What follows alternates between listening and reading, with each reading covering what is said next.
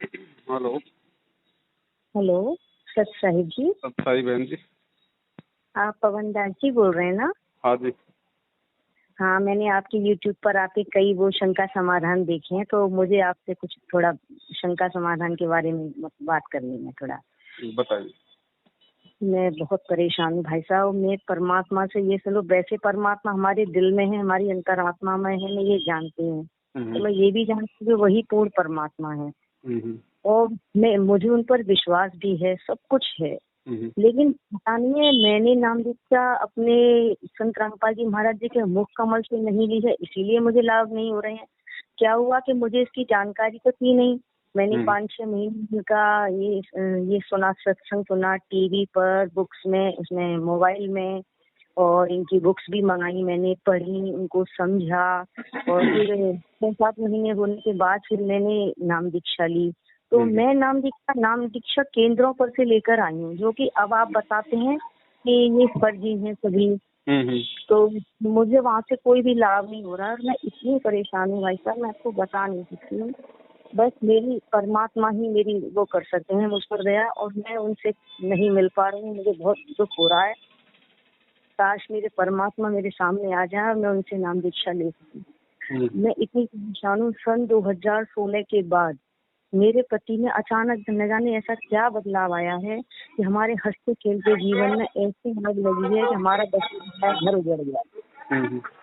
हमारे जो पति हैं वो तन से बन मतलब किसी परिस्थिति के चक्कर में गलत रास्ते पर जा चुके हैं और वो उस परिस्थिति को मतलब छोड़ना नहीं चाह रहे हैं। उसने तंत्र मंत्र साधनाओं से कुछ गंदा वंदा कपड़ा खिला के मावारी बना और उन पर तंत्र क्रियाएं कराई हैं। तो मेरे पति को स्त्री ने वश में कर रखा है और मेरे पति उसके पीछे हम लोगों की हत्या कर देना चाहते हैं, मार देना चाहते हैं, हमको अपने रास्ते से हटा देना चाहते हैं। घर से 7 महीने से बाहर हैं और वो ये कहते हैं मैं कभी घर नहीं आऊंगा, इसने मेरा जीवन बर्बाद कर दिया। जबकि मेरे माता पिता भाई सभी ने इनका इतना सहयोग किया है। इनकी पुरानी स्थिति में इनका एक्सीडेंट हो गया था, एक बार इनके हाथ पैर खराब हो गए थे, विकलांग हैं। तो इस स्थिति में मेरे पापा ने, हम सब ने इनका बहुत साथ दिया और जब आज ये गलत चुके हैं तो उसके पीछे ये हमको मार देना चाहते हैं। मेरे बच्चों से भी कभी प्यार से नहीं बोलते, मेरे बच्चों से भी कभी ढंग से बात नहीं करती। ना उनको पैसा देते हैं, ना घर में खर्चे का पैसा दे रहे हैं, तनख्वाह का पैसा नहीं दे रहे। सारा पैसा पता नहीं कहाँ ले जा रहे हैं, कहाँ क्या कर रहे हैं, हमें कुछ नहीं पता। लेकिन हम इतने परेशान हैं कि हम अब हमारे पापा जी को FIR करने की धमकी देते हैं। हमारे पापा जी को FIR करने की धमकी देते हैं और कभी कहते हैं आप रखिए अपनी बेटी को अपने पास, मैं कभी नहीं आऊंगा उसके पास और मैं कभी किसी को नहीं देखूंगा, आत्महत्या कर लूंगा, मर जाऊंगा। लेकिन इसके जबकि भाई साहब वो पहले इतने अच्छे थे, वो इस तरह के नहीं थे, उन पर किसी ने ऐसा वो किया है। मैं बस ये चाहती हूँ कि वो कैसे भी सद्मार्ग पर आ जाए और हमारा पहले जैसा घर बस जाए, हमारा पहला जैसा हमारा घर उजड़ा है की तरह बस जाए, वो सत्मार्ग पर आ जाए और इस परिस्थिति उनके चंगुल से कैसे भी मेरे परमात्मा बाहर निकाले उस काल के भ्रमजाल से। मैं जानती हूँ कि ये काल का एक भ्रमजाल है। वो ये जानता था कि मैं परमात्मा से जुड़ूंगी, उनकी ये शिक्षा ग्रहण करूंगी, उनकी ये सत्संग से जुड़ूंगी, उनको पहचानूंगी, इसलिए उसने ये जाल पहले से बिछाया है, ये मैं जानती हूँ। लेकिन अब इस जाल से मेरे परमात्मा ही मुझे निकाल सकते हैं और मेरे परमात्मा से कोई ऐसा कॉन्टेक्ट नहीं हो पा रहा है। हालांकि परमात्मा कण कण में व्याप्त है, लेकिन मुझे कोई लाभ नहीं हो रहा है और मेरे पति दिन पे दिन हमें इतना परेशानी दे रहे हैं। आप हम बता नहीं सकते। हमारे घर में कभी तो 1 रुपया भी नहीं रहता है और मेरा ऐसा कोई धंधा भी नहीं है। मैं काम ढूंढती हूँ, करती हूँ, लेकिन कभी कभी शरीर भी अस्वस्थ रहता है, नहीं कर पाती। तो मैं थोड़ा परेशान हूँ। मेरे 3 बच्चे हैं और लड़के पर भी उन्होंने पता नहीं ऐसा क्या कर दिया है कि लड़का उन्हीं की बात को मानता है। यही नहीं देख रहा है कि मेरे पापा क्या कर रहे हैं, किस रास्ते पर जा रहे हैं। मुझे मारने की धमकी देते हैं। एक बार पता नहीं क्या ले आए थे घर में, मुझे दवा बता दी थी भूख बनाने की, इसकी बनाने की, और वो ड्रग्स ले आए, कुछ घोल घोल के हमको पिलाने लगे। तांत्रिकों कैसे कुछ चीजें ला के और वशीकरण वगैरह करने लगे मुझ पर, और रात को मेरे बाल काट दिए कैंची से एक बार, रात को भूत पिशाचों के मंत्र जाप करने लगे। इनको पता नहीं क्या हो गया भाई साहब। मैं तो बस ये चाहती हूँ सत्मार्ग पर आ जाएं, ईश्वर इनको सद्बुद्धि दे परमात्मा, और इनको बस हमारे घर में वापस ले आए और हम फिर सुखी से रहें और तब परमात्मा की भक्ति करें उनका नाम लेके। अब आप बताइए हम क्या करें, हम उस परिस्थिति से इनको कैसे छुड़ाएं, कैसे क्या करें, इसका क्या समाधान है। वो मरने मारने पर मिट गए हैं। उस स्त्री से मैंने वचन ले लिया है कि मैं तेरे साथ ही जीऊंगा, तेरे साथ ही मरूंगा। उसकी ऐसी बुद्धि खराब कर दी है इनकी कि हमारी तरफ से मुंह फेर के उसने अपनी तरफ आकर्षित किया है। अब आप बताइए मैं क्या करूं। वो किसी दिन आत्महत्या भी कर सकते हैं और हमारे पति हमारे हाथ से निकल जाएंगे। हमारा जीवन तो अपने पति के बगैर कुछ भी नहीं है। मेरी माता जी है नहीं, मेरे सिर्फ पापा हैं, वो बहुत बीमार रहते हैं, डायबिटीज के पेशेंट हैं, वो बेचारे बहुत बड़े बूढ़े हो चुके हैं। एक बेटी मेरे पापा जी के पास ही रह रही है, उसको भी नहीं देखते हैं ये कभी। मेरे बच्चों के साथ कभी भी कोई भी खुशी इन्होंने मेरे घर में कभी नहीं मनाई है, सन 2016 के बाद में। इससे पहले पढ़ाते रहते थे, सब बच्चों को देखते। मेरी बड़ी बेटी से भी कभी वो नहीं पूछते थे क्या पढ़ रही है, कौन से स्कूल में पढ़ रही है, तू कैसे जाती है, तेरा क्या, कुछ नहीं पूछते हैं। वो ये चाहते हैं कि कल मरे तो अभी मर जाए। अब मुझे तलाक देने की धमकी देते हैं और मैं तलाक देना नहीं चाहती। मैं जानती हूँ कि एक दिन ये सतमार्ग पर आएंगे, इसीलिए मैं उनको तलाक नहीं देना चाहती। और मैं बस ये चाहती हूँ कि वो हमारे पास वापस दोबारा आ जाएं और अच्छी तरह से हम सब लोग प्यार से रहें। मैं उनको कोई नुकसान नहीं पहुंचाना चाहती, बस ये कहती हूँ परमात्मा वो आप ही की संतान है, वो आप ही के बच्चे हैं, आप उनको सद्बुद्धि दीजिए और उनको सतमार्ग पर लाइए। अब आप बताइए मैं क्या करूँ, मैं परमात्मा से कैसे बात कर सकती हूँ। देखो बहन जी, ऐसा है, अगर कुछ बस में होता, आप अगर कुछ कर पाती तो ना तो मुझे फोन करने की आवश्यकता थी। आप और हमारे तो कुछ बस में है ही नहीं। और ये भी आपको पता है कि भैया मैं परमात्मा की शरण में आने वाली थी, काल को इस बात का मालूम था, तो मुझे इस परमात्मा की शरण से दूर करने के लिए उसने ये जाल बिछाया। फिर आपने ये बताया कि मुझे इतना भी विश्वास है कि वो भी सतमार्ग पे आएगा परमात्मा की दया से। तो आप बहन जी इसमें कुछ नहीं कर सकती। आप केवल अपनी जो भक्ति है वो मर्यादा में रह के आप ये कर सकती हो। अभी क्या है, हम जो नाम दीक्षा केंद्र के मंत्र वगैरह लाए हैं, ये हम पर कोई लाभ नहीं कर रहे हैं, क्योंकि हमें पूर्ण परमात्मा बहन जी लाभ नहीं कर रहे। किसने कहा कि लाभ नहीं कर रहे? आप एक बात बताओ, किसने कहा लाभ नहीं कर रहे? पता नहीं, मुझे महसूस नहीं हो रहा है। लाभ का मालूम हमें ऐसे पड़ेगा क्या कि भाई हमारा एक्सीडेंट हो जाए, हमारी टांग कट जाए, फिर हॉस्पिटल में मालूम पड़ी उसकी जान बच गई, फिर हम कहें हे परमात्मा तूने दया कर दी, हे परमात्मा तूने दया कर दी। वो लाभ चाहती हो या कौन सा लाभ चाहती हो? नहीं, मतलब जैसे हमारी अंतरात्मा में शांति हो, सुकून। शांति तो बहन जी यहाँ पे किसी के भी नहीं है, मेरे भी नहीं है, किसी के नहीं है। ब्रह्मा विष्णु महेश के शांति नहीं है यहाँ पे और ना हो सकती। शांति को तो आप यहाँ पे भूल जाओ। भगत को शांति होगी तो काल तुरंत घेर लेगा, ध्यान रखना। परमात्मा कहते हैं सुख के माथे पत्थर पड़े जो नाम हृदय से जाए। दूसरी बात बहन जी, आप कह रही हो कि मुझे लाभ नहीं हो रहा, और मैं ये कह रहा हूँ कि आपके पति का जीवन ही शेष नहीं था। ये तो आप परमात्मा की शरण में हो जिस कारण से आपके पति का जीवन शेष है अभी तक, तो ये आपको लाभ नहीं है क्या? हाँ, हो सकता है। हो सकता नहीं है, हो सकता नहीं बहन जी, क्योंकि देखो जो परमात्मा की अच्छी आत्मा होती है, मालिक को मालूम होता है कि इनके साथ आगे चल के कितना बुरा समय आने वाला है। उससे पहले परमात्मा किसी न किसी बहाने उस आत्मा को अपने चरणों से लगा लेता है। उसके भाव, श्रद्धा, दान, धर्म आधार से फिर परमात्मा उसकी रक्षा करता है।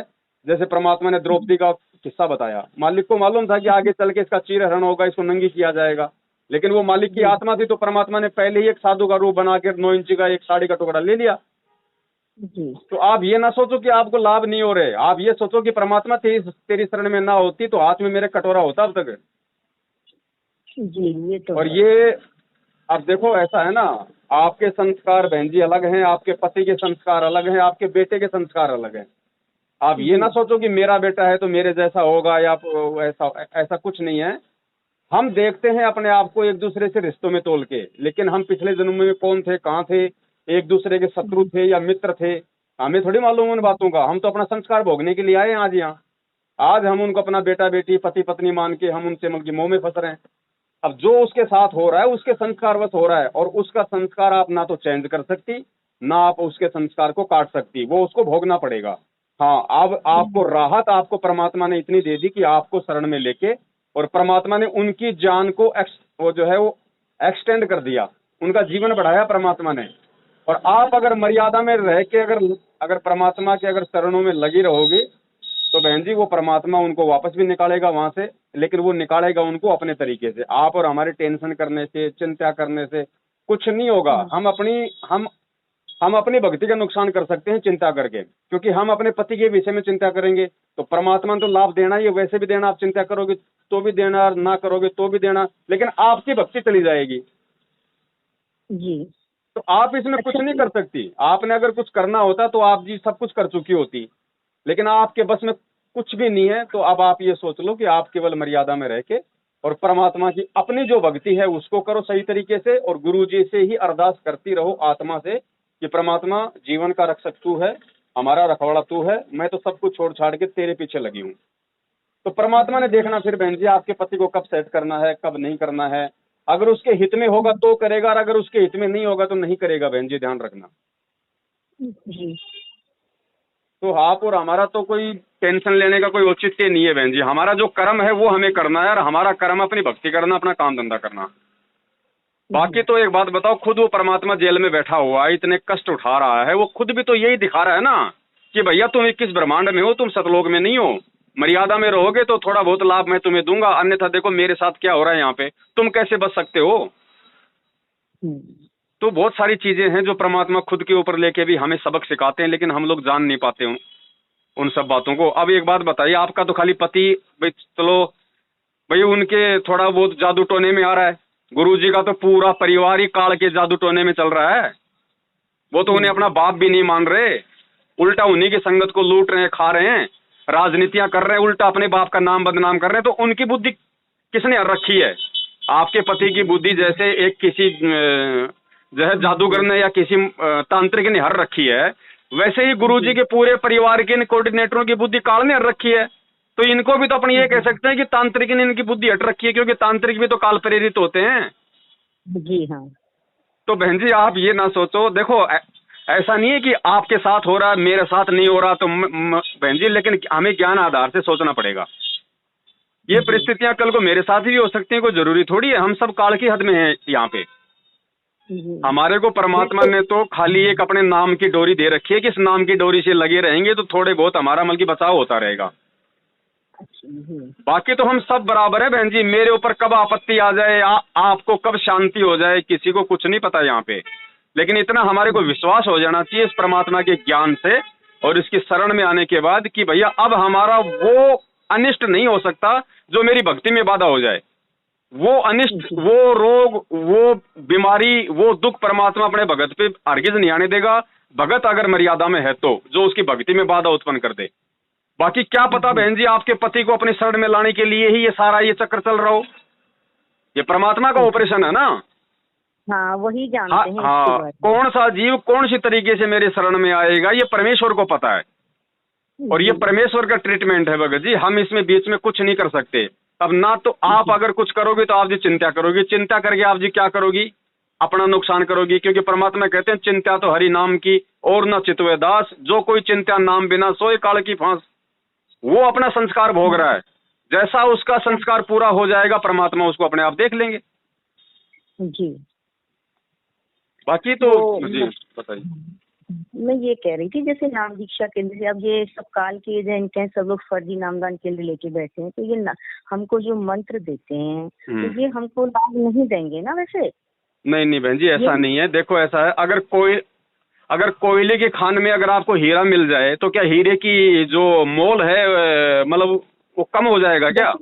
जैसे हम ये कहते हैं चलिए इन्होंने जो भी मंत्र दिया वो हमारे परमात्मा के अनुसार वैसे तो ठीक है ना, तो हम जब उसको सच्चे दिल से सच्ची आत्मा से ग्रहण करेंगे तो हमारे परमात्मा इस बात को मानते तो हैं कि जानते हैं ना कि हमारा भक्त तो अपनी जगह सही है। ये तो इन लोगों की गलती है जो इन्होंने इस तरीके से किया है हमारे साथ में। तो हम तो बार बार हम तो बहन जी यही संदेशा देते हैं कि भैया आपकी गलती नहीं है। जिन्होंने ये मंत्र ले लिया ना, नाम दीक्षा ले ली इन नामदान केंद्रों से, तो उस लेने वाले की गलती नहीं है। क्योंकि ज्ञान परमात्मा का ऐसा है, आत्मा तुरंत दौड़ती है कि कहाँ है भगवान, कहाँ है भगवान। यही तो हुआ है कि मैंने हाँ। जैसे ही मैंने मेरी बहन ने बताया था मुझे, मेरी बहन हरियाणा हिसार गई थी इनसे नाम दीक्षा लेने, उसने मुझे इनके बारे में बताया, तो मैंने तुरंत, मेरी आत्मा ने उसी समय ग्रहण कर लिया कि ये ही पूर्ण परमात्मा है। मैंने उसी क्षण मान लिया था। उसी दिन से मैंने ना कोई इनका सत्संग देखा ना कुछ, बस मोबाइल पे इनकी आरतियां सुनने लगी, इनके नाम की ज्योति जलाने लगी घर में।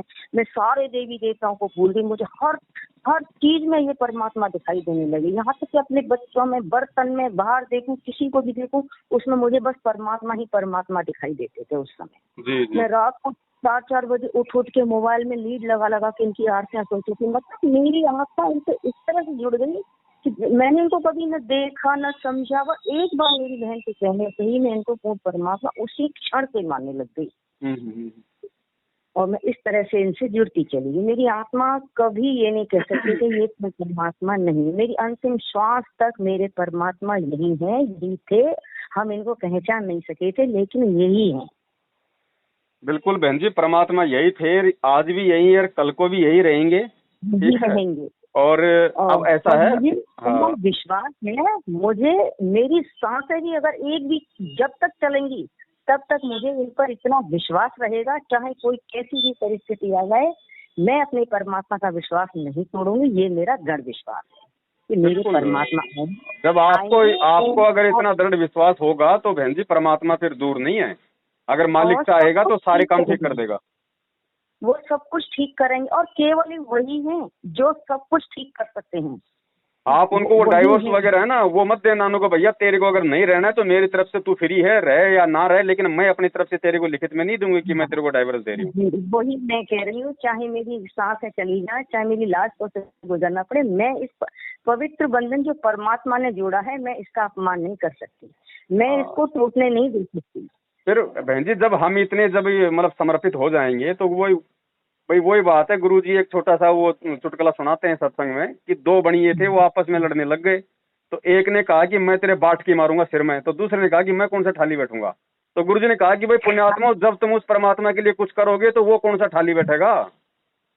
आप समझ नहीं सकते भाई साहब, मेरे पति ने इस तरह का माहौल बना दिया है कि मेरे घर का कोई भी रिश्तेदार इस समय मेरे कांटेक्ट में नहीं है।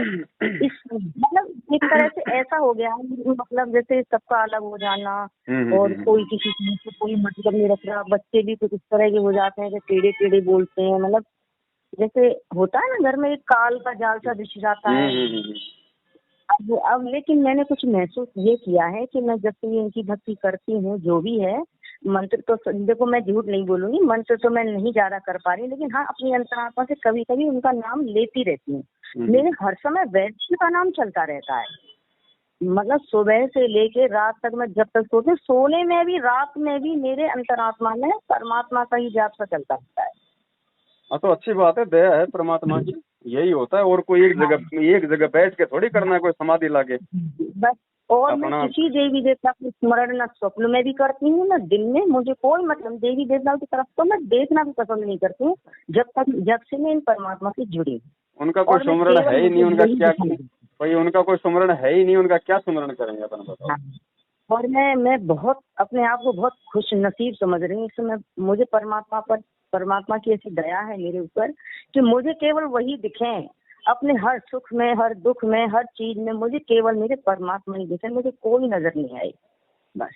और मेरा हमेशा उन पर यह विश्वास हमेशा बना रहे, कोई कितनी भी शक्ति आ जाए, मेरे परमात्मा का विश्वास मुझसे नहीं डगमगा सकती है, ना ही मैं डगमगूंगी। ऐसे कई बार हुआ है मेरे साथ कि सभी लोगों ने मुझसे कहा है, अरे आपने कैसे भैया 40 रुपए की है, दही बड़ा 60 रुपए का।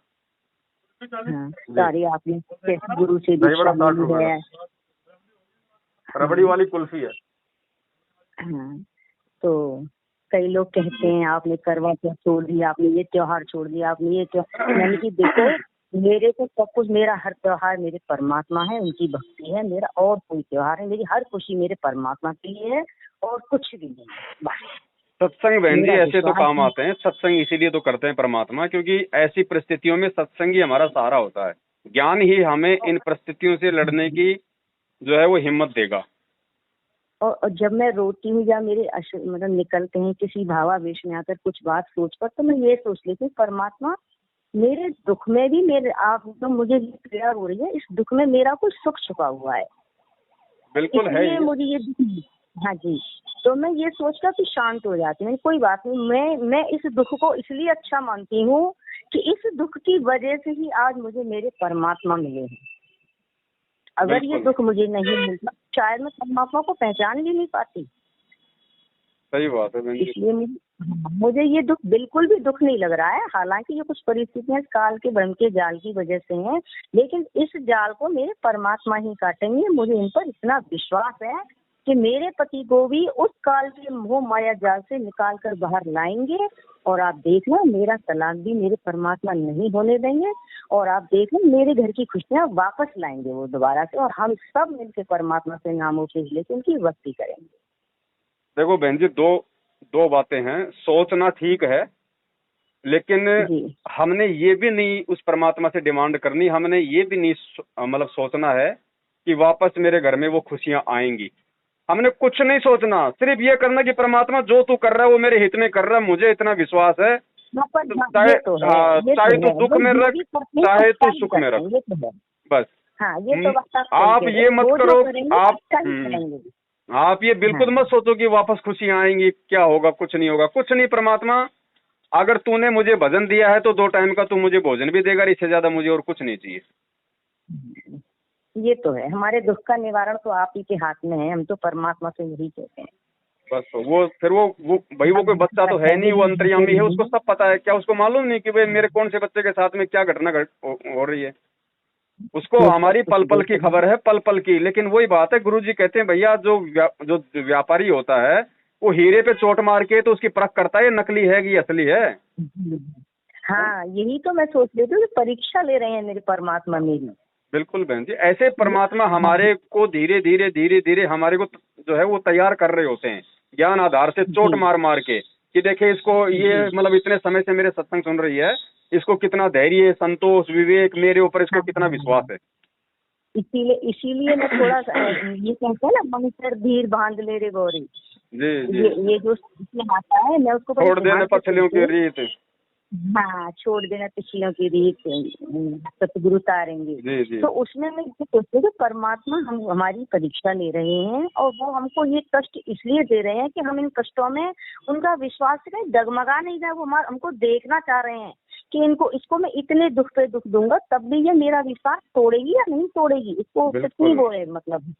इसलिए मैं थोड़ा आप संतुष्ट हो जाती हूँ। ये देखो बहन जी, जब परमात्मा यहाँ आते हैं और वो जो पूरा जीवन जो एक लीला करते हैं मतलब शिशु रूप से लेके एंड तक, तो वो उनके भक्तों के लिए वो एक उदाहरण होता है। 650 साल पहले परमात्मा आए, बता दो 120 साल तक उनको एक भी दिन अगर कोई सुख हुआ हो तो एक भी दिन का सुख बता दो। और आज देख लो, आज भाई आज देख लो, जब से परमात्मा ने 1994 से इस ज्ञान की बागडोर संभाली है, आज तक देख लो, आज संत रामपाल जी महाराज जी को कौन सा मतलब के सुख हुआ है? ये काल का लोक है। हमें परमात्मा खुद ऐसी परिस्थितियों में रह के दिखाते हैं कि भैया यहाँ तो नीची गर्दन करके अपनी भक्ति कर लो, टाइम पास कर लो, ज्यादा ऊपर मुंह करोगे यहाँ पे रह जाओगे, है ना। तो मालिक की रजा में हमको बहन जी राजी रहना है। सुख है दुख है बहन जी, वही बात है। अब हम भगत हैं और परमात्मा ने बताया जो मेरा भगत होगा समभावी होगा। दुख हो चाहे सुख हो, लाभ हो चाहे वो हानि हो, मेरा भगत हमेशा समभावी होगा कि लाभ है तो मेरे हित में है और हानि है तो मेरे हित में है। मैं नहीं जान पा रहा, ये एक बात अलग है जी। अब गुरुजी तो पता नहीं है वहाँ से कब तक निकल पाएंगे, और हम उनके मुख कमल से तो नाम दीक्षा ले नहीं पाएंगे, क्योंकि हम तो नाम दीक्षा केंद्रों पर जाकर भटक गए और हमें पता ही नहीं था। लेकिन हम उनका नाम स्मरण कर लेते हैं और आरती वगैरह। देखो बहन जी, आने वाले समय में जब गुरुजी आएंगे तब भी ऐसे ही डीवीडी से नाम मिलेगा जो आज आपने लिया है। हमने भी 2009 में आश्रम में डीवीडी से ही नाम लिया था। आने वाले समय में भी हमें इसी प्रकार से डीवीडी से ही हमारे को नाम मिलेगा। ये बात केवल एक विश्वास की है, और ये केवल फर्क इतना है कि इन लोगों को आदेश नहीं था नाम दीक्षा देने का। इन्होंने केवल अपना धर्म को धंधा बना के दुनिया लूटने के लिए दुकान खोल ली। अगर इनको गुरु का अगर आदेश होता तो कोई दिक्कत नहीं, हम भी बढ़ चढ़ के लोगों को नाम, हम भी भाई हम बिना आदेश के इनके बिना आदेश के इन्होंने खोल रखा है। ये इन्होंने बहुत बड़ी गलती की है, बहुत बड़ा पाप किया है इन्होंने, अच्छा अब नहीं वो किया इन बहन लोगों जी उनको समझ में नहीं आ रहा ना वो बातें, ने। उन्होंने आप और हमें तो परमात्मा समझ से में आ अपनी रही हैं। चेतना ऊपर कर लिया। ये गलत है, और दूसरे लोगों को इन्होंने भ्रम में रखा है। बताओ, हम इससे अच्छा तो वहाँ नाम दीक्षा केंद्र ना जाके हम बेशक परमात्मा का वहाँ पे नाम नहीं लेते, हम अपने अंतर आत्मा से ही अपने परमात्मा को याद करते, तो हमें वो तब भी लाभ देता। तो कितने उदाहरण दिए परमात्मा ने कि जिन्होंने जिन्होंने सत्संग सुन के परमात्मा को परमात्मा मान के अगर संकल्प ले लिया हाँ और बुराइयां छोड़ दी, हाँ भगवान तो उनके साथ में रहता है। हाँ भाई जी। द्रौपदी ने कौन सा नाम ले रखा था, भगत प्रहलाद ने कौन सा नाम ले रखा था, मीरा ने कौन सा नाम लिया था उस समय तक जब उसको जहर पिलाया गया। यही तो परमात्मा कहते हैं कि नाम लेने में भले ही देरी हो जाए, और आज से लेकिन पहले एक बात ज्ञान बताओ से बहन जी, समझो। और एक बात हाँ, बताओ बहन जी, आपने तो अब नाम लिया, आज से पहले कौन सा नाम लिया था आपने? आप आज से पहले भी आप पे संकट आए होंगे, तो उस समय कौन रक्षा कर रहा था? कोई भी नहीं, ना कोई देवी देवता काम आ रहा था। मैंने हजारों वो तो कर ही मंदिरों में नहीं सकते। वो तो गुरुजी ने बता दिया हमारे को कि वो ना हमारी हानि कर सकते ना हमारे को लाभ दे सकते। ये परमात्मा ही तो था जीवन में हमारे लाभ साथ में। मिल जाए। तो आज भी वही है बहन जी, आगे भी वही रहेगा। नाम आपको जो मिल गया वो परमात्मा का ही है।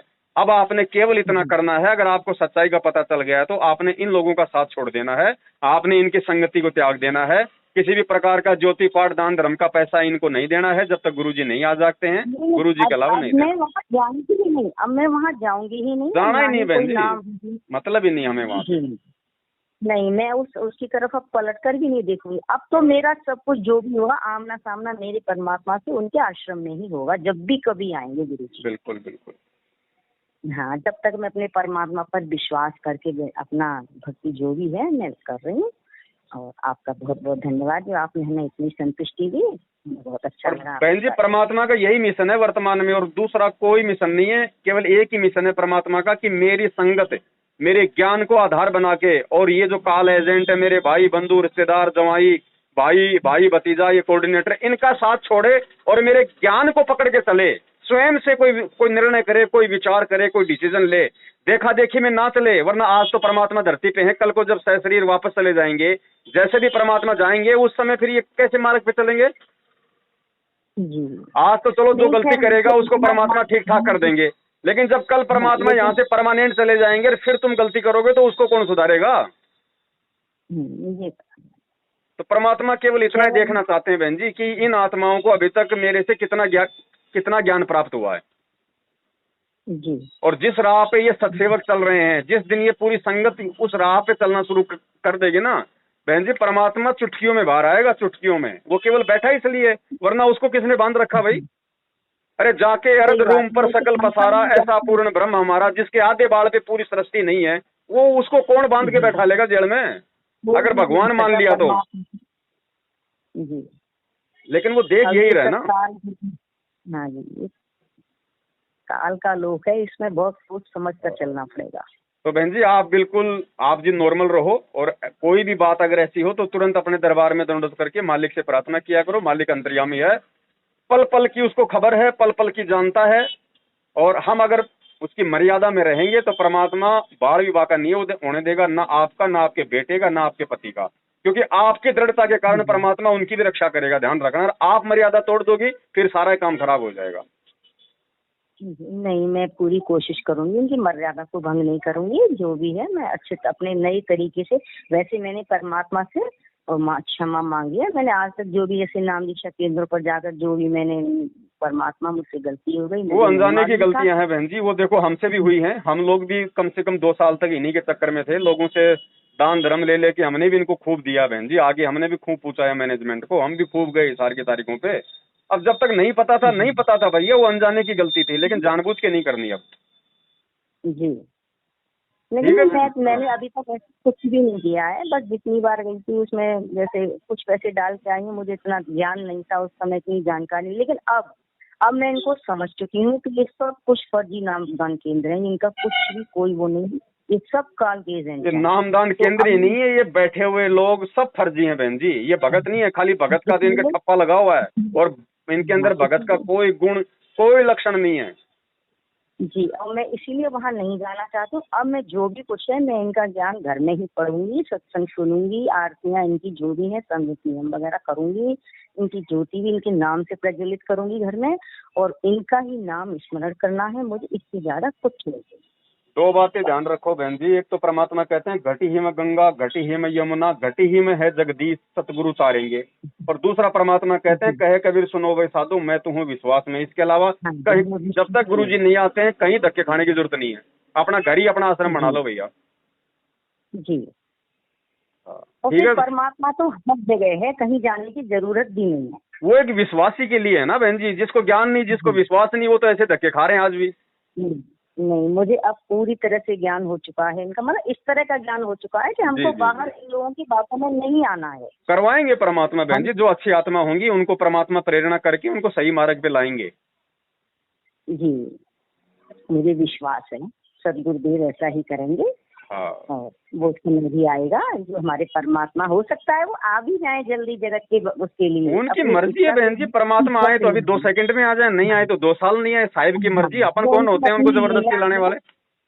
वो तो उनकी लीला है, वो अपनी मर्जी से गए तो अपनी मर्जी। हाँ, मर्जी का मालिक है भाई। जी ठीक है। हाँ, सत साहिब बहन। जय हो बंदी छोड़ की। जय हो बंदी छोड़। मस्तक लाग रही मारे गुरु चरणा की दूर, मस्तक लाग मारे गुरु चरणा की दूर, मस्तक लाग रही। जब ये धूल चढ़ी मस्तक पे, जब ये धूल दुविधा हो गई दूर, मारे गुरु चरणा की दूर।